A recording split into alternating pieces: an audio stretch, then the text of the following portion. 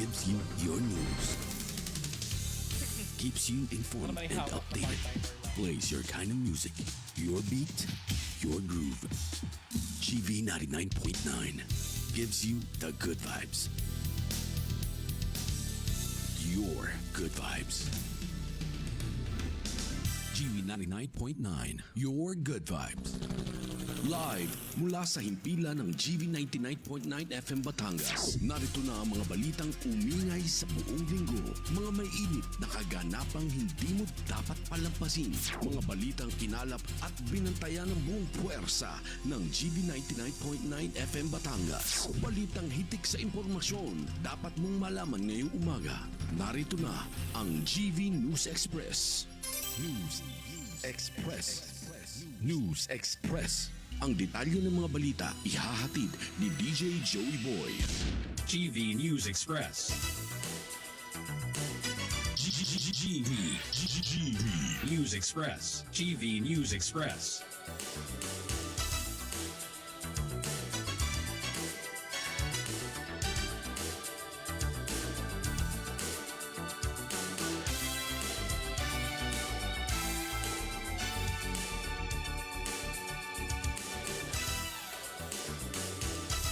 GV News Express.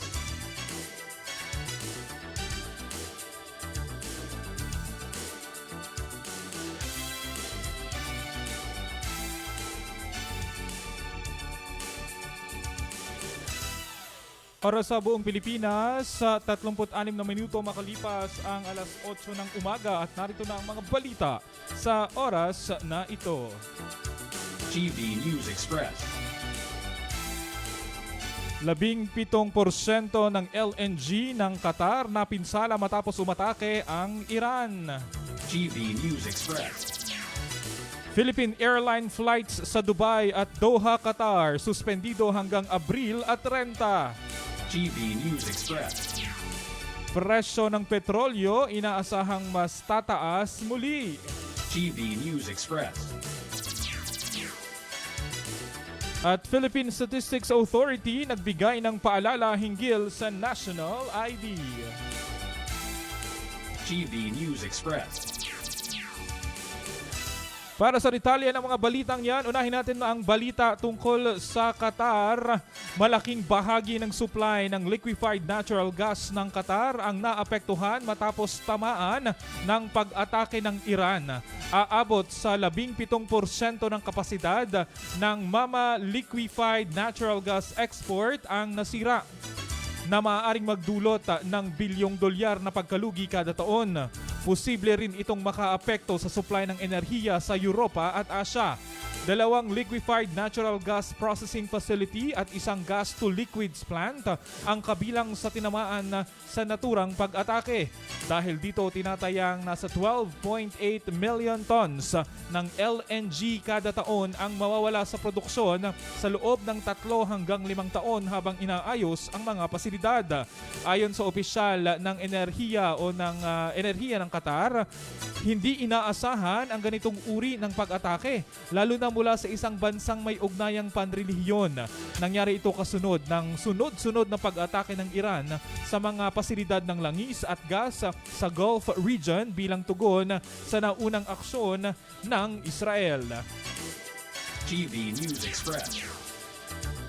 Samantala, pagdating naman sa mga biyaheng panghimpapawid, pansamantalang sinuspinde ng Philippine Airlines ang biyahe nito mula Maynila patungong Dubai at Doha, Qatar bilang pag-iingat sa umiiral na banta sa seguridad sa ilang bahagi ng Middle East. Mananatili ang kanselasyon ng mga flights hanggang Abril at 30 ngayong taon. Sa ngayon, mananatiling kanselado ang mga apektadong flight hanggang Abril at 30 habang patuloy na minomonitor ang kalagayan sa rehiyon. Pinapayuhan ang mga pasaherong may nakabook na biyahe na makipag-ugnayan sa airline para sa rebooking o refund. Samantala, tiniyak naman ng Philippine Airlines na agad nilang ipagpapatuloy ang operasyon sa sandaling maging ligtas ang sitwasyon. Humihingi rin ito ng pangunawa sa mga pasahero sa abalang dulot ng pansamantalang suspensyon. GV News Express. Update naman tayo sa presyo ng mga petrolyo mga ka-vibes. Inaasahang tataas muli ang presyo ng petrolyo sa susunod na linggo kasunod ng panibagong malaking pagtaas dulot ng krisis sa gitnang silangan. Inaasahang tataas ang presyo ng diesel ng hanggang 14 pesos at 50 sentimos kada litro at mahigit 7 piso naman sa gasolina. Dahil dito, posibleng umabot sa 130 piso ang diesel at lumagpas naman sa mahigit 100 piso ang gasolina. Dahil sa pagbabago ng operasyon o ng presyo, sanhi ng takot sa kakulangan ng supply kasunod ng pinsalan sa mga pasilidad ng enerhiya habang lumalala ang tensyon sa lugar. Nagpataw na ng mga pagtaas ng double digits ngayong linggo na lalo pang magpapabigat sa mga gastos ng mga motorista. Patuloy na sinusubaybayan ang mga kilos ng pandaigdigang pamilihan ng langis. Tiniyak ng pamahalaan na sapat ang supply ng langis sa bansa, ngunit nagbabala laban sa pag-iimbak. Ayon naman sa Department of Energy, maaaring tamaan ang sektor ng transportasyon, lalo ang mga PUV kung sakaling maganap ang panic buying. Kaya nananawagan ang ahensya para sa mahinahong aksyon upang maiwasan ang karagdagang paglala ng kalagayan. TV News Express. Sa ibang balita naman mga ka-vibes, pinapaalalahanan ng Philippine Statistics Authority Calabarzon o PSA Calabarzon ang mga mamamayan na hindi na kailangang magparehistro muli kung sila ay nais may ipabago na impormasyon sa kanilang national ID. Hindi na kailangang ulitin ang proseso ng pagrerehistro at pwede nang magpa-update na lamang ng demographic information sa mga napiling National ID Fixed Registration Centers na malapit sa kanilang lugar. Para ma-check ang National ID Registration Centers na nag-aasikaso ng updating service, maaaring tignan ang listahan sa website ng PSA. Samantala, ayon sa iba pang impormasyon, inihayag ng PSA Batangas na kasalukuyan pang nagaganap ang pagpaparehistro para sa National ID sa lalawigan. TV News Express. Punta naman tayo sa ating mga balitang lokal. Unahin natin ang ating police report.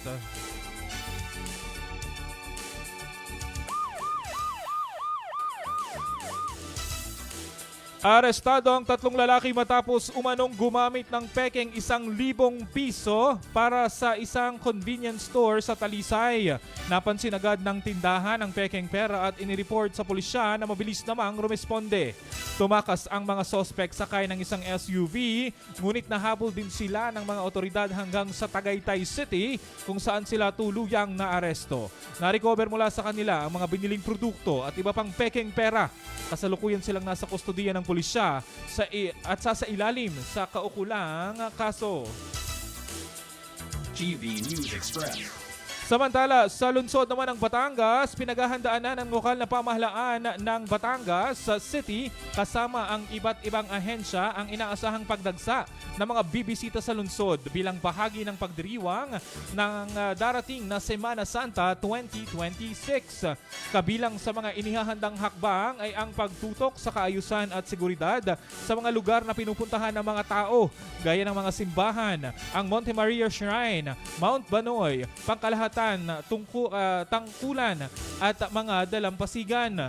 Bilang karagdagan, tapos na rin ang operasyon at safety plan ng Batangas Component City Police Station, pati na rin ang pagde-deploy ng mga pulis sa mga nasabing lokasyon upang tiyakin ang seguridad ng mga tao. Samantala, isasagawa ang Peace, Security and Traffic Committee o ng Peace, Security and Traffic Committee ang pagsusuri sa mga resort upang masiguro ang kanilang paghahanda, lalo na ang pagkakaroon ng lifeguard. TV News Express.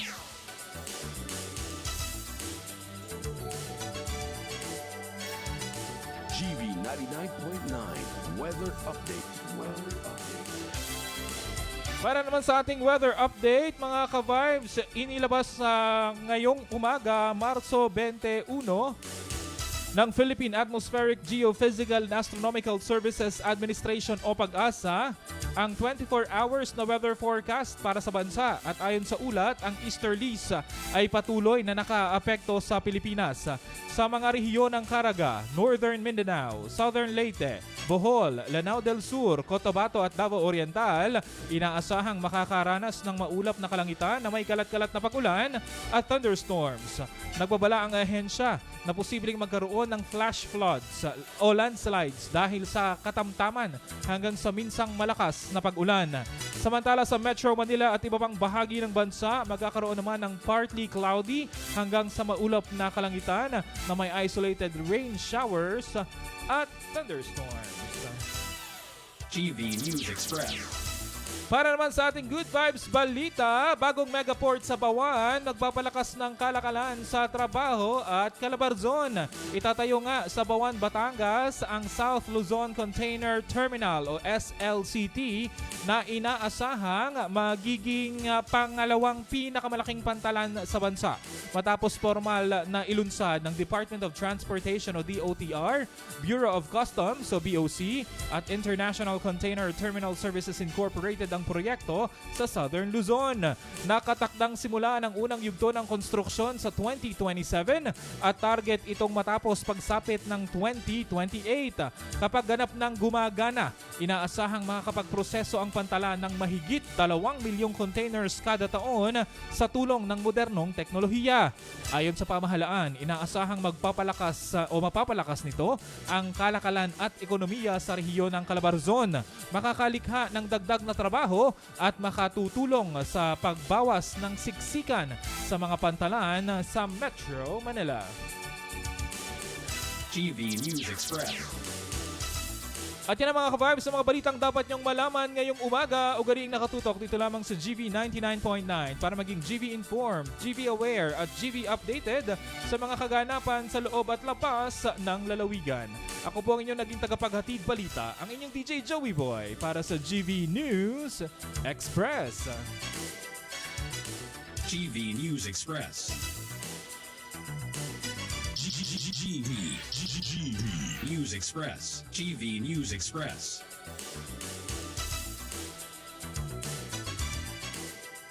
Oh, karambola, sa letra ng G, numero 3. Ay, namumuro na ako. Ang susunod na bola, mga kaway, sa letra ng V, 30. 30 anyos na? Uy, bingo! Aba, akalain mo, tumetrenta na? In fairness, hindi halata. Ay pagkakatindi. 30 taon ng pagbibigay ng good vibes. This is DJ Frank. This is DJ Ikaw, Ronnie Marako. nagsasabi. Ako po si DJ Robbie. 30 taon ng masayang kwentuhan. Always reminding you that every gising is a blessing. Pero nananatili ang inyong suporta. Kayo ang dahilan ng 30 taon. 30 anyos na tayo. GV 99.9. This is GV 99.9. GV 99.9. 30 na!